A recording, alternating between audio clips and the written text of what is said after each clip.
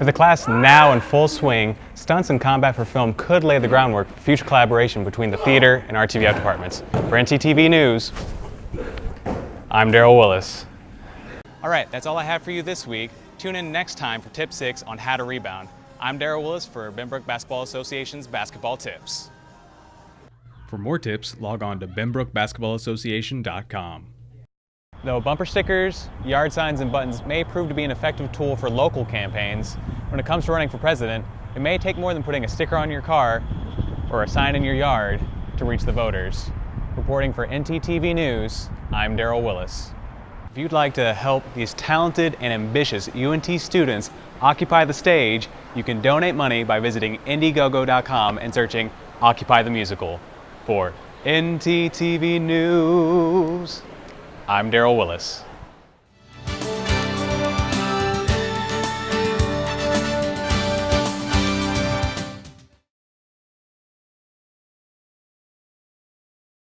Thanks, Barry. I'm standing here in front of a local gas station where, as you know, gas prices are on the rise. Many experts are predicting gas prices to reach around $4 a gallon this summer, not only in Texas, but across the nation.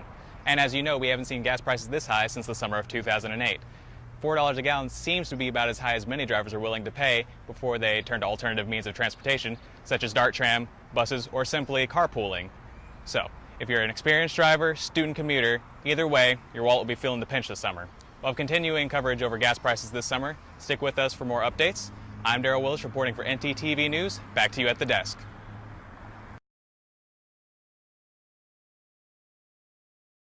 Inside the University Union here at North Texas, and more specifically the 1 O'Clock Lounge, the beginning stages of a student-written, produced, and directed musical is underway. Co-authors Amir Ellis and Stephanie Clausen came up with a truly unique idea. Campus, and we were walking home from one, and the Occupy Denton was here. It was right by the art building. We walked by, and he proposed a lot of ideas before about writing.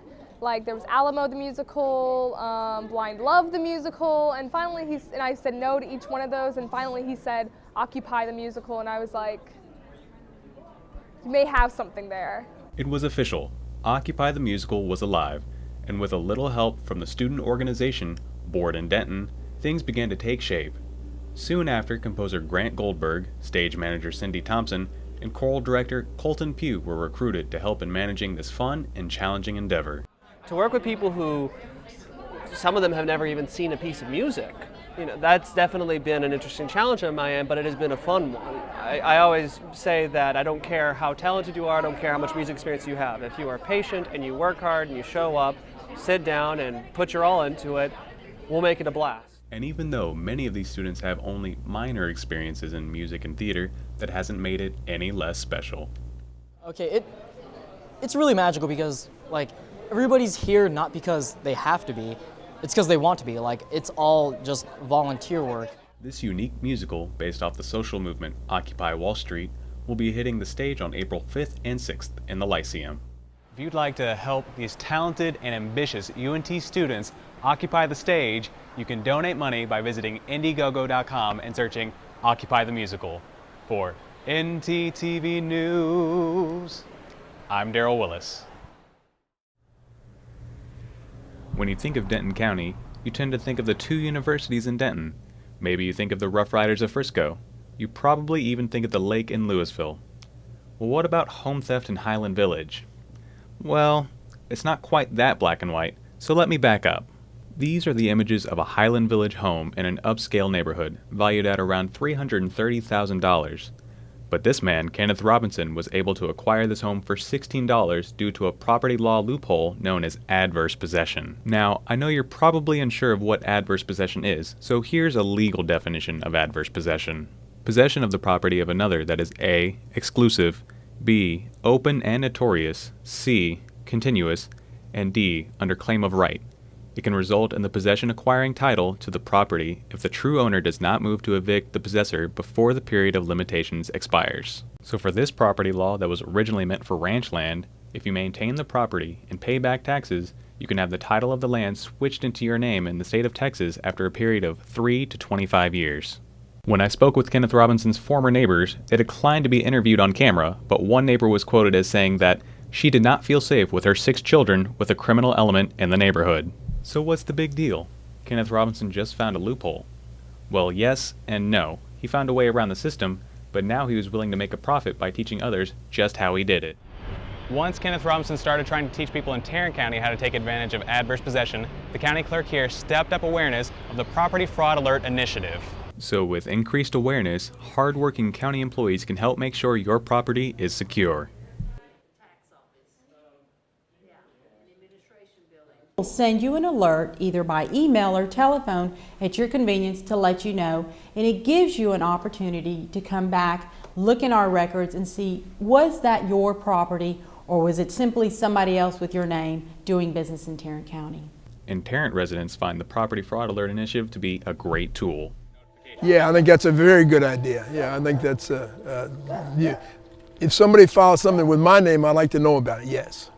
And with property fraud being one of the fastest growing white-collar crimes in America, it's more important than ever for neighbors to watch out for each other. For NTTV News, I'm Daryl Willis.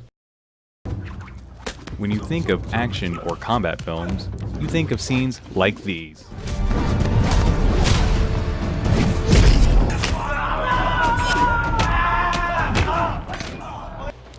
Well, here at UNT, theater and RTVF students team up to put their own spin on action, and it's in the form of a class called Stunts and Combat for Film.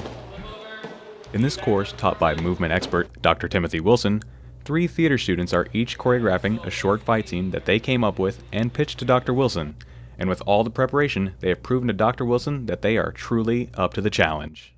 And I don't do this every semester. This comes as an integration or interaction with me and students.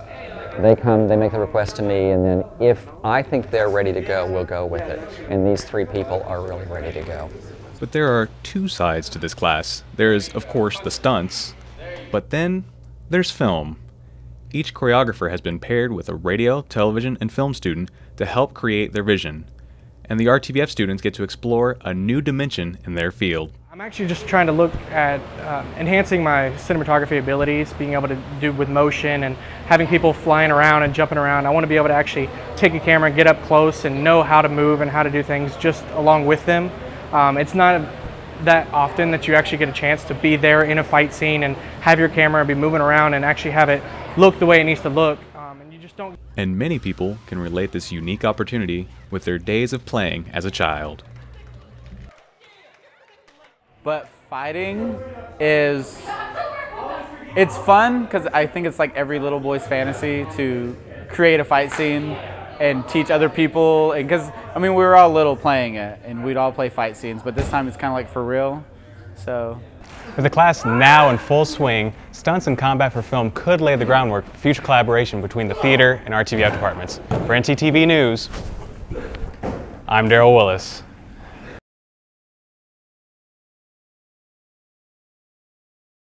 The news comes after 4 of the fraternity members were recently arrested for assaulting a member of another fraternity. They reportedly beat the student and held him for hours in retaliation for spray painting the door at the SIGEP house. The students have not been suspended, but there is a university investigation pending in the matter. Justices will hear arguments in 2 same-sex marriage cases that could have profound impacts across the country. This comes at a time when an increasing number of Americans, 53%, support same-sex marriage, according to national polls. Tori Dunnan has a preview of what's at stake for both sides.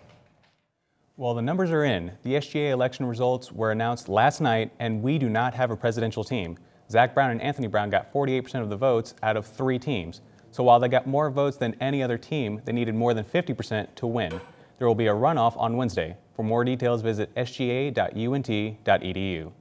Mexican officials confirmed today that its military killed the boss of the infamous Zetas cartel, Roberto Lezcano. Lezcano reportedly died in a shootout in a small town about 130 miles from the Texas border. The Zetas cartel are responsible for smuggling tons of cocaine and other drugs in the United States, generating millions of dollars. Officials are braced for a spike in violence as rival cartels fight for control of the drug trade.